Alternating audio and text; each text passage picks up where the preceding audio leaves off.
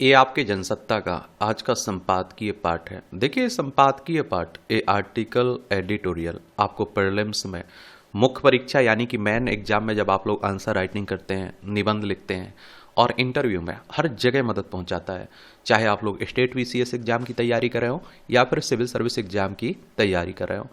चालबाज और धूर्त को सबसे अधिक व्याकुलता उस समय होती है जब उसका पाला किसी सच्चे व्यक्ति से पड़ता है। ये किसने कहा है? कोल्टन ने कहा है।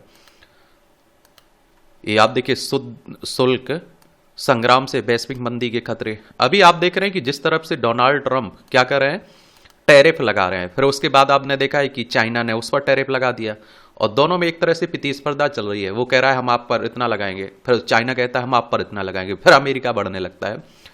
और इस समय आप देखते हैं कि डोनाल्ड ट्रंप पर भरोसा कर पाना बड़ा मुश्किल हो रहा है कि ये कब तक अपने जो एक तरह से बात कहते हैं उस पर टिके रहेंगे, कब पीछे हट जाएंगे, कब आगे बढ़ जाएंगे। अमेरिका द्वारा लगभग आप देखिए 1.2 ट्रिलियन डॉलर व्यापार घाटे से निपटने के लिए व्यापारिक साझेदार देशों पर पारस्परिक शुल्क दरों के कारण संभावित वैश्विक आर्थिक मंदी से दुनिया आशंकित है। आक्रामक अमेरिकी नीतियों और वैश्विक महामंदी का कारण बन सकती है। इसके कारण भारत के अमेरिकी निर्यात में 6.41% की कमी तथा आर्थिक विकास दर 6% से नीचे आ सकती है। लाभांश में कमी से निगमित क्षेत्र तथा बाजार बाधाओं से सूक्ष्म लघु और मध्यम उद्यम क्षेत्र आशंकित है।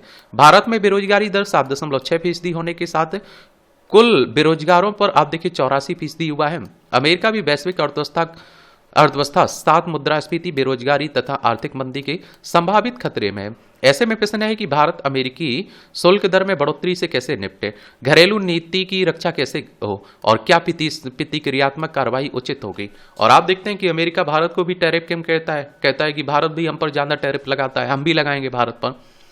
अमेरिका ने व्यापार घाटे पर काबू पाने के लिए व्यापारिक साझेदार देशों पर शुल्क दरों में 2 चरणों में बढ़ोतरी की। पहला सभी देशों पर 10% आधार शुल्क और जो पूर्व की दरों से लगभग 2.5% अधिक है, और दूसरा देश विशेष पर पारस्परिक शुल्क दरें, जिससे अमेरिकी व्यापार घाटे को कुल आयात के दुगने से विभाजित कर अजीब अंदाज में तय की गई है। पारस्परिक शुल्क दरों की घोषणा के साथ अमेरिका ने 8 देशों की जो सूची साझा की, उसमें चीन आप देखें 954.02 अरब डॉलर के साथ 24.6%, यूरोपीय संघ 2317.69 अरब डॉलर के साथ 19.3% तथा वियतनाम 1220.41 अरब डॉलर यानी कि 10.1% के साथ सर्वाधिक अमेरिकी व्यापार घाटे के जिम्मेदार हैं।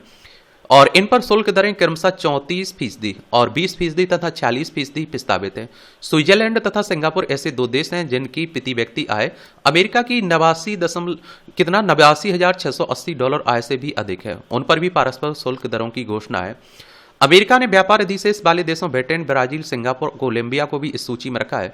कंबोडिया, जिसकी प्रति व्यक्ति आय मात्र 2950 डॉलर है, व्यापार घाटा मात्र 1% है, पर शुल्क दर 49% सर्वाधिक है। बांग्लादेश, जिसकी प्रति व्यक्ति आय 2770 डॉलर तथा व्यापार घाटा आधा फीसदी है, पर 37% शुल्क दर लगाई है, जबकि थाईलैंड पर 44% की दर लागू की है। भारत में आप देखते हैं कि 2940 डॉलर प्रति व्यक्ति आए तथा अमेरिकी व्यापार घाटा आप देखिए 456.64 अरब डॉलर के साथ 3.8% है। उस पर आरोपित शुल्क 26% है। अमेरिका भारत की संरक्षणवादी नीतियों का निरंतर आलोचक रहा है। भारत में कृषि उत्पादों पर विश्व व्यापार संगठन की बाध्यकारी तथा लागू शुल्क दरों के मध्य अंतर दुनिया में सर्वाधिक है। समय समय पर कृषि और गैर कृषि उत्पादों पर शुल्क दरों में वह बदलाव करता रहा है। भारत में बिजली वितरण कंपनियों और दूरसंचार द्वारा उपयोग किए जाने वाली उपकरण, हेडफोन, लाउडस्पीकर, स्मार्ट मीटर पर शुल्क दरें अधिक हैं। WTO की बात करें तो वर्ल्ड ट्रेड ऑर्गेनाइजेशन की बात हो रही है। 1 जनवरी 1995 में इसकी स्थापना हुई थी। जेनेवा, स्विट्जरलैंड में इसका हेडक्वार्टर आपको देखने को मिल जाएगा। भारत में समग्र सरकारी खरीद नीति के अभाव के कारण सरकारी खरीद प्रक्रिया एक समान नहीं है। भारत में बौद्धिक संपदा प्रवर्तन भी अपर्याप्त है। भारत द्वारा खुदरा उद्योग में प्रत्यक्ष विदेशी निवेश पर कुछ प्रतिबंध है। और आप देखेंगे कि बैंकिंग प्रणाली में सार्वजनिक क्षेत्र के बैंकों की शाखाओं तथा क्रेडिट बाजार में हिस्सेदारी 2/3 है।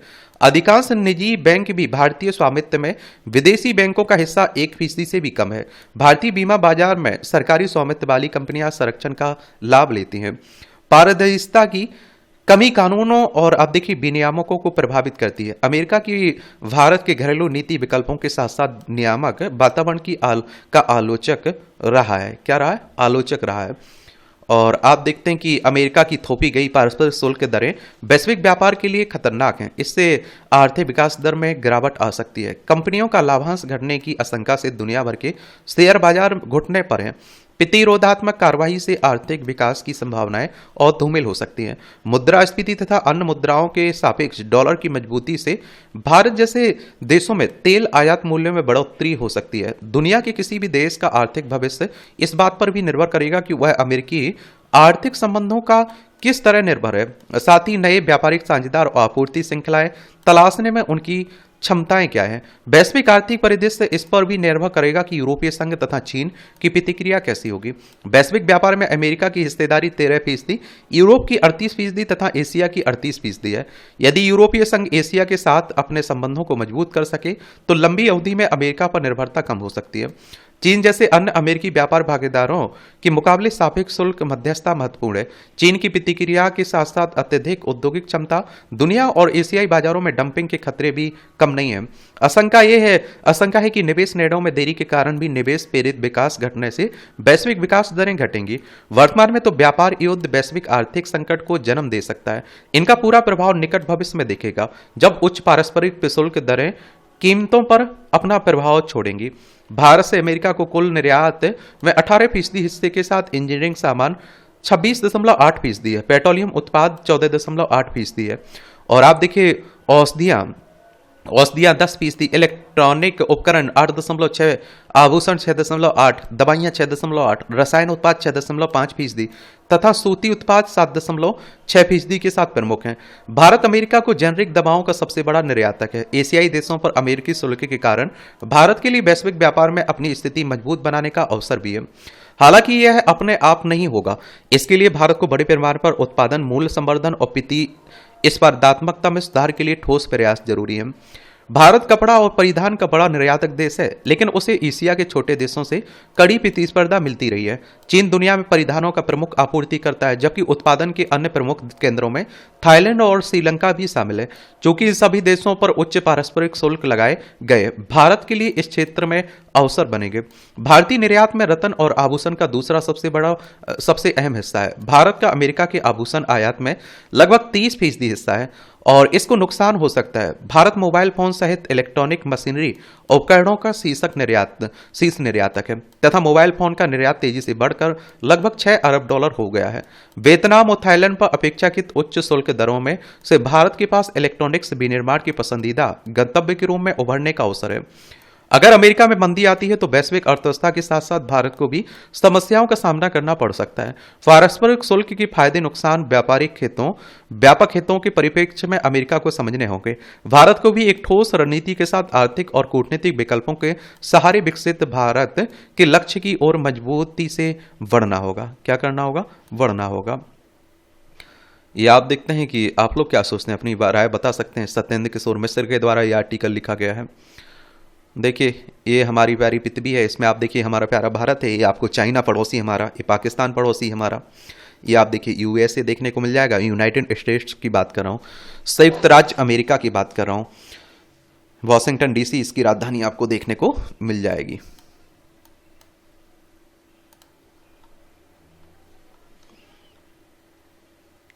ये आप देखिए शून्यता का प्रकाश। मनुष्य का अस्तित्व एक गूढ़ रहस्य है जिसे समझने का प्रयास उसने युगों से किया है और हम जितना इस समय को सुलझाने की कोशिश करते हैं उतना ही यह और गहरा होता जाता है। हमारे भीतर एक असीम शून्यता है जिसे हम अक्सर डर के रूप में देखते हैं, लेकिन वास्तव में यही शून्यता हमारे होने की पहचान है। और जब हम स्वयं को किसी भी पहचान से मुक्त कर देते हैं तभी हम अपने वास्तविक स्वरूप में आते हैं। यह विचार सुनने में विरोधाभासी लगता है, लेकिन यही जीवन का सबसे मौलिक सत्य है। कुछ भी नहीं होगा, वास्तव में कुछ होना है। और जब हम अपने अस्तित्व को बाहरी चीजों से जोड़ते हैं तो हम अनजाने में स्वयं को सीमाओं में बांध लेते हैं। हम यह मान लेते हैं कि हमारी पहचान हमारे नाम, पद, रिश्तों, उपलब्धियों और भौतिक वस्तुओं में निहित है। मगर जब हम इन सबसे मुक्त होकर स्वयं को देखते हैं तो हमें अनुभव होता है हम केवल बाहरी पहचान तक सीमित नहीं है, बल्कि हम अनंत हैं। हमारे भीतर एक व्यापक आकाश है जो हर सीमा से परे है। यह आकाश तभी प्रकट होता है जब हम अपने मन को समस्त पूर्वाग्रहों, आकांक्षाओं और अहंकार से रिक्त कर देते हैं। यह शून्यता कोई अभाव नहीं है, बल्कि अनंत संभावनाओं से भरी हुई अवस्था है। भारतीय आध्यात्मिक परंपराओं में इस शून्यता को महत्व दिया गया। योग और ध्यान की विधियां इसी और इशारा करती हैं। मन को शून्य बनाओ और विचारों की भार से मुक्त हो जाओ, बस तब तुम अपने वास्तविक स्वरूप को जान पाओगे। बौद्ध धर्म में शून्यवाद की अवधारणा भी इसी ओर संकेत करती है। जब तक मनुष्य स्वयं को कुछ न मानकर चल रहा है तब तक वह बंधनों में है, लेकिन जब वह स्वयं को कुछ भी नहीं मानता तभी वह सच्ची मुक्ति प्राप्त करता है। इसका तात्पर्य यह नहीं कि व्यक्ति का अस्तित्व समाप्त हो जाता है, बल्कि वह सीमित है मैं से निकलकर असीमित हम में परिवर्तित हो जाता है। जीवन में जो भी नया जन्म लेता है वह पहले शून्यता में ही विद्यमान होता है।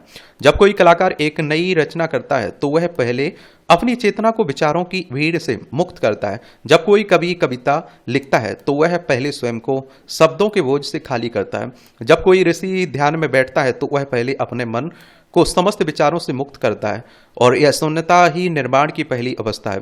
अगर हमारा मन पहले से ही विचारों और धारणाओं से भरा होगा तो उसमें कोई नया विचार जन्म नहीं ले सकता है, और इसलिए कुछ नहीं होना अब देखते हैं कि सृजन का पहला चरण है। यह विचार केवल व्यक्तिगत स्तर पर ही नहीं बल्कि सामाजिक और वैश्विक स्तर पर भी लागू होता है।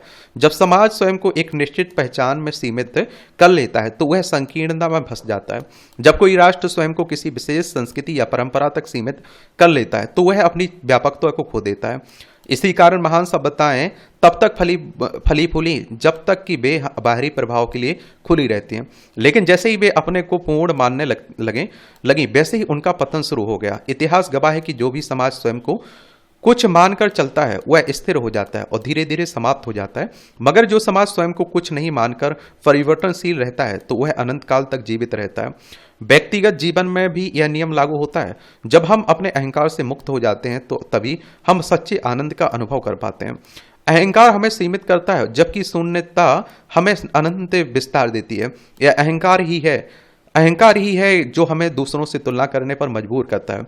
यह हम सोचते हैं कि हमें अपने से श्रेष्ठ व्यक्ति से आगे निकलता है और अपने से निम्न व्यक्ति से ऊपर बने रहना, लेकिन यह पूरी सोच ही त्रुटिपूर्ण है। जब हम इस तुलना से बाहर निकल आते हैं तब हमें यह अनुभव होता है कि हम स्वयं में पूर्ण हैं, हमें किसी प्रतिस्पर्धा की आवश्यकता नहीं है। यह विचार हमारे दैनिक जीवन में भी लागू होता है। जब हम किसी विषय में विशेषज्ञ बनना चाहते हैं तो हमें पहले अपने पूर्वाग्रहों को छोड़ना पड़ता है। जब कोई वैज्ञानिक नई खोज करता है तो वह पुराने सिद्धांतों को पहले चुनौती देता है। जब कोई विद्यार्थी नया ज्ञान प्राप्त करता है तो उसे पहले अपने पुराने ज्ञान को छोड़ना पड़ता है। यह शून्यता की प्रक्रिया हर जगह देखी जा सकती है। प्रकृति भी हमें यही सिखाती है। जब कोई वृक्ष पुराने पत्तों को गिरा देता है तभी उसमें नए पत्ते आते हैं। जब नदी अपने बहाव में रुक जाता है तो वह सड़ने लगती है, लेकिन जब वह अपने जल को बहाती रहती है तो वह निर्मल बनी रहती है। हम एक ऐसे दौर में हैं जहां हर व्यक्ति स्वयं को किसी न किसी रूप में परिभाषित करने में लगा हुआ है। सोशल मीडिया पर हर कोई अपनी पहचान बनाने में जुटा है, लेकिन इस प्रक्रिया में वे अपने वास्तविक स्वरूप को भूल रहे हैं, और यह पहचान बनाने की लालसा ही हमारे भीतर असंतोष को जन्म देती है। हम दूसरों की नज़रों में कुछ बनने की कोशिश करते हैं, लेकिन इस प्रयास में हम अपने वास्तविक स्वरूप से दूर होते जाते हैं। अगर हम इस दौड़ से बाहर निकलकर अपने भीतर झांकें तो हमें अनुभव होगा कि हमें कुछ बनने की जरूरत ही नहीं, क्योंकि हम पहले से ही पूर्ण हैं। क्या है? पूर्ण है। देख रहे हो कितना अच्छा कॉलम लिखा जाता है। ये चौकसी पर चौकसी, ये आप देखते हैं कि पंजाब नेशनल बैंक को जो चूना लगा के गया हुआ है ना, उसी की बात हो रही है। और हमारे देश में एक बड़ी अच्छी बात है, आप देखेंगे यहाँ से हजारों करोड़ लूटिए, अगर आपकी अच्छी जान पहचान है तो आसानी से आपको लोन भी मिल जाता है। और आपकी अगर जान पहचान नहीं है तो 20,000 रुपये का लोन नहीं ले सकते हैं आप। और मैं तो जब हैरान होता हूँ जो हमारे देश में 20,000 10,000 रुपये के लिए किसानों को परेशान किया जाता है, उनकी भैंस गाय छोड़ के ले जाते हैं। और आप देखिए कई किसान 20,000 25,000 रुपये के लिए सुसाइड भी कर लेते हैं। एक तरफ आप देखिए सरकार, हमारी जो भी सरकारें रहती हैं वो आप देखते हैं कि बिजनेसमैनों को 1 रुपये में आप देखिए कई एकड़ जमीन लीज पे दे देती है, कई हजार का करोड़ बैंक दे देते हैं उन्हें, और वो आराम से भाग भी जाते हैं। पंजाब नेशनल बैंक की बात करें तो 19 मई 1894 में इसकी स्थापना हुई थी। और दिल्ली में इसका हेडक्वार्टर देखने को मिलेगा। पंजाब नेशनल बैंक कर्ज धोखाधड़ी मामले में मुख्य आरोपी मेहुल चोकसी की बेल्जियम में गिरफ्तारी भारत की बड़ी कूटनीतिक कामयाबी कही जा सकती है। चौकसी पर करीब 13,500 करोड़ रुपए की धोखाधड़ी करने का आरोप है और उसने पंजाब नेशनल बैंक के अधिकारियों से साठ काट कर यह पैसा विदेशी बैंक में भेज दिया था। फिर इस मामले का पर्दाफाश होने से पहले ही करीब 7 साल पहले देश छोड़कर फरार हो गए और उसने पहले ही एंटीगुआ में निवेश का तर्क देकर वहां की सदस्यता ले ली थी। सीबीआई और प्रवर्तन निदेशालय तब से उस पर नजरें टिकाए हुए थे, मगर चौकसी उन्हें चकमा दे रहा था।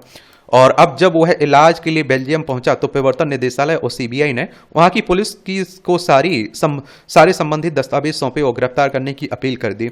उसी आधार पर उसे गिरफ्तार किया गया। अब भारतीय एजेंसियां उनके प्रत्यर्पण की तैयारी में हैं। चूंकि बेल्जियम के साथ भारत की प्रत्यर्पण संधि है, इसलिए दावा किया जा रहा है कि चौकसी को भी उसी तरह भारत लाया जा सकेगा जैसे मुंबई हमलों में आरोपी तैयबुर राना को कुछ दिन पहले अमेरिका से भारत लाया गया। यह देखने की बात है कि भारतीय एजेंसियों को इसमें कितनी जल्दी कामयाबी मिल पाती है। आर्थिक अपराध कर दूसरे देशों में जा बसे भगोड़े पर नकेल कसना भारत सरकार के लिए बड़ी चुनौती है। सरकार पर मेहुल चोकसी, विजय माल्या, नीरव मोदी जैसे आर्थिक अपराधियों को वापस लाकर उनके खिलाफ उचित कार्रवाई करने का दबाव लंबे समय से बना हुआ है। इसे लेकर सरकार को काफी किरकिरी भी झेलनी पड़ी। और आप देखिए, ऐसे में मेहुल चोकसी की गिरफ्तारी से स्वाभाविक ही सरकार पर दबाव कुछ कम होता है, मगर तकनीकी रूप से उसका प्रत्यर्पण इतना आसान नहीं माना जा सकता है जितना दावा किया जा रहा है। चोकसी के वकील तर्क दे रहे हैं कि उसे अवैध तरीके से गिरफ्तार किया गया। यह ठीक है कि बेल्जियम के साथ भारत की प्रत्यर्पण संधि है, पर चोकसी अपनी नागरिकता का हवाला देकर मामले को लटकाने का प्रयास कर सकता है। फिर जैसा कि उसका सह अभियुक्त और भतीजा नीरव मोदी लंबे समय से ब्रिटेन में रहते हुए अपने प्रत्यर्पण के खिलाफ दलीलें पेश कर रहा है, वैसा ही मेहुल चोकसी भी कर सकता है। इसलिए सीबीआई, प्रवर्तन निदेशालय को उसके प्रत्यर्पण के लिए लंबा संघर्ष करना पड़ सकता है। निसंदेह चौकसी की गिरफ्तारी से उन सभी लोगों और बैंकों ने खुशी अनुभव की होगी जिनके साथ उसने धोखाधड़ी की, पर उसके प्रत्यर्पण भर से यह भरोसा नहीं दिलाया जा सकता है कि उसने जो पैसा यहां से विदेशों में भेजे वे वापस लाकर उन लोगों के लिए को दिलाए जा सकते हैं। असल बात यह है कि यही है कि आखिर उस पैसे को वापस कैसे हो। पंजाब नेशनल बैंक की वह धोखाधड़ी अब तक की सबसे बड़ी आर्थिक धोखाधड़ी मानी जाती है। मेहुल ने उन पैसों से किन देशों में कितनी संपत्ति अर्जित की और किन किन बैंकों में उसे छिपाया, उसकी वसूली आसान काम नहीं है, पर जिस तत्परता और संजीदगी से प्रवर्तन निदेशालय और सीबीआई इस मामले में लगे हुए हैं, उससे यही उम्मीद बनती है कि रकम वापसी के रास्ते में वे जल्दी तलाश लेंगे। फिर चौकसी की गिरफ्तारी से यह संदेश भी गया कि आर्थिक धोखाधड़ी करने वाले बहुत देर तक खुद को सुरक्षित महसूस नहीं कर सकते। ईडी की बात करें तो एनफोर्समेंट डायरेक्टरेट की बात हो रही, प्रवर्तन निदेशालय की इसकी स्थापना, ईडी की स्थापना कब हुई थी आपको पता है? 1 मई 1956 में नई दिल्ली में हेडक्वार्टर देखने को मिल जाएगा आपको। और उसकी CBI, central bureau of investigation की बात हो रही है, इसकी स्थापना कब हुई थी बताइए? 1 अप्रैल 1963 में। नशे के सौदागर, गुजरात में नशीले पदार्थ की बार बार जब्ती से यह सवाल अक्सर उठता रहा है कि इसके पीछे कौन लोग हैं। बड़ी कार्रवाई होती है लेकिन संगठित गिरोह पकड़ में नहीं आते हैं, तो इसमें किसका दोष है? राज्य में पिछले वर्ष मादक पदार्थों की 5 खेप पकड़ी गई थी। इनमें ज्यादातर खेप अरब सागर में जब्त हुई थी और इन सभी मामलों के तार विदेशी माफिया से जुड़े थे। गुजरात तट खासकर मुद्रा बंदरगाह के जरिए मादक पदार्थ भारत पहुंच रहे थे, तो स्वाभाविक है कि इसके पीछे यहां गिरोह भी शामिल होंगे। और इस बंदरगाह पर वर्ष 2021 में 21,000 करोड़ रुपए की हीरोइन बरामद की गई थी। नशे की दुनिया के इतिहास में यह सबसे बड़ी बरामदगी थी। हैरत की बात है कि नशा करने वाले युवाओं को तो पकड़ लिया जाता, मगर नशे के सौदागर साफ बच निकलते। यह निराशाजनक ही है और तटरक्षक बलों की चौकसी के बावजूद एक बार फिर अरब सागर क्षेत्र में 1800 करोड़ का मादक पदार्थ जब्त किया गया। पकड़े जाने के डर से तस्करों ने इसे समुद्र में फेंक दिया था। पिछले शनिवार की रात चलाए गए एक साझा अभियान में 300 किलो नशीला पदार्थ बरामद होने से साफ है कि संगठित गिरोह अपनी हरकतों से बाज नहीं आ रहे हैं। गुजरात में जिस अंतर्राष्ट्रीय समुद्री रेखा के पास तस्कर सक्रिय हैं, वह दरअसल समुद्री व्यापार मार्ग है और यहां से कई वाणिज्यिक जहाज आते जाते हैं। बार बार हो रही बरामदगी को गंभीरता से लेने की जरूरत है। निस्संदेह ये तस्कर अवैध वस्तुओं को इन जहाजों में किसी तरह छिपा कर ला रहे हैं। ऐसे में समझा जा सकता है कि अरब सागर किस तरह नशे के सौदागर का प्रवेश द्वार बन गया है। अगर इसे रोकने के लिए सख्ती से समन्वित प्रयास नहीं किया गया तो यह प्रवृत्ति जारी रहेगी। भारतीय अर्थव्यवस्था को भारतीय अर्थव्यवस्था को चोट पहुंचा रहे तस्करों के पूरे तंत्र को जड़ से खत्म करना ही होगा। नशे के जाल से युवाओं को बचाने के लिए यह कदम उठाना आवश्यक है। माफियाओं में यह डर पैदा करना होगा कि भारत की कानून व्यवस्था बेहद सख्त है। क्या है? बेहद सख्त है। ये आप देखेंगे, देख रहे हैं, ये हमारा प्यारा भारत है। ये आप देखिए, गुजरात है, गांधीनगर इसकी राजधानी है। इसे कब राज्य बनाया गया था? 1 मई 1960 में। इसकी सीमा राजस्थान, मध्य प्रदेश, महाराष्ट्र से लगती है। ये अरब सागर है, ये बंगाल की खाड़ी है। देख रहे हैं? विधानसभा में 182 सीटें हैं। कितनी? 182 सीटें हैं। राज्यसभा में 11 सीटें हैं, लोकसभा में 26 सीटें हैं। 1,96,024 वर्ग किलोमीटर में फैला हुआ है। आचार्य देवव्रत यहाँ के राज्यपाल हैं। भूपेंद्र भाई पटेल यहाँ के राज्यपाल, क्या मुख्यमंत्री देखने को मिलेंगे आपको। भारत न्याय रपट 2025, देश में प्रति 10 लाख की आबादी पर सिर्फ 15 न्यायाधीश हैं। तो आप लोग क्या किया करिएगा कि इस तरह की कोई रिपोर्ट आती हो, इस तरह के टॉपिक पर आंसर राइटिंग कर रहे हैं, निबंध लिख रहे हैं, तो इसका उल्लेख आप लोग वहां कर सकते हैं और करना चाहिए, मुझे लगता है। वर्तमान में 25 उच्च न्यायालय में केवल एक महिला मुख्य न्यायाधीश है। दिल्ली की जिला अदालत में देश में सबसे कम रिक्तियां वाली न्यायिक शाखाओं में से एक है, जहां 11% रिक्तियां हैं और यहाँ इनमें 45% न्यायाधीश महिलाएं हैं। और आप देखेंगे इसमें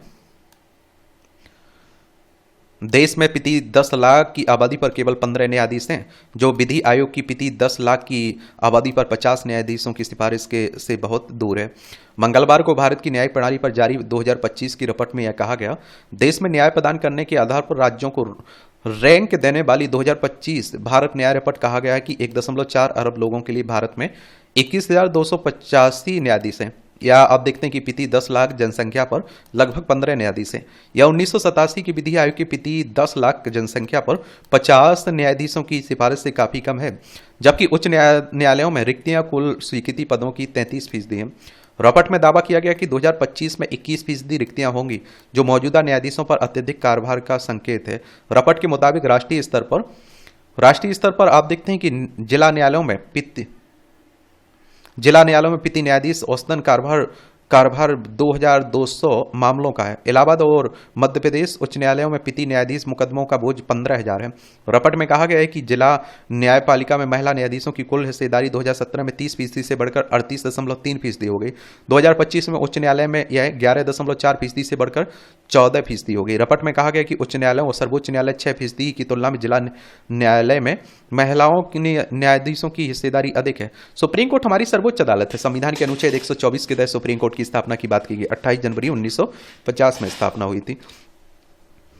और आप देखें कि वर्तमान में 25 उच्च न्यायालयों में केवल एक महिला मुख्य न्यायाधीश है। दिल्ली की जिला अदालत ने देश में सबसे कम रिक्तियों वाली न्यायिक शाखाओं में से एक है, जहां 11% रिक्तियां हैं और इनमें 45% न्यायाधीश महिलाएं हैं। इसमें कहा गया कि जिला न्यायाधीश में केवल 5% न्यायाधीश अनुसूचित जाति SC/ST से हैं, 14% अनुसूचित जाति SC से हैं। 2018 में से नियुक्त 698 उच्च न्यायालय के न्यायाधीशों में से केवल 37 न्यायाधीश SC और ST श्रेणी के हैं। रिपोर्ट में कहा गया कि न्यायपालिका में अन्य पिछड़े जातियों का कुल प्रतिनिधित्व 25.6% है। और इसमें कहा गया है कि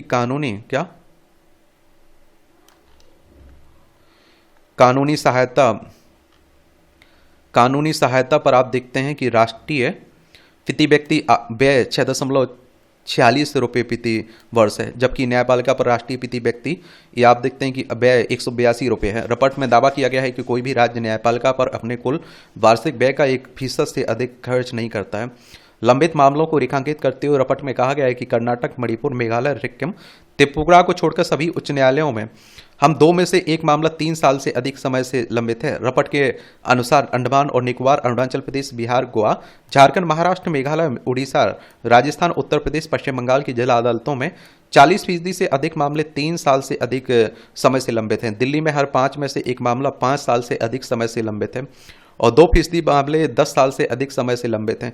दिल्ली में प्रत्येक जिला अदालत के न्यायाधीश के पास 2024 में 2023 मामलों का औसत कार्यभार होगा, जो 2017 में 1551 से अधिक है और राष्ट्रीय औसत 2200 से कम है।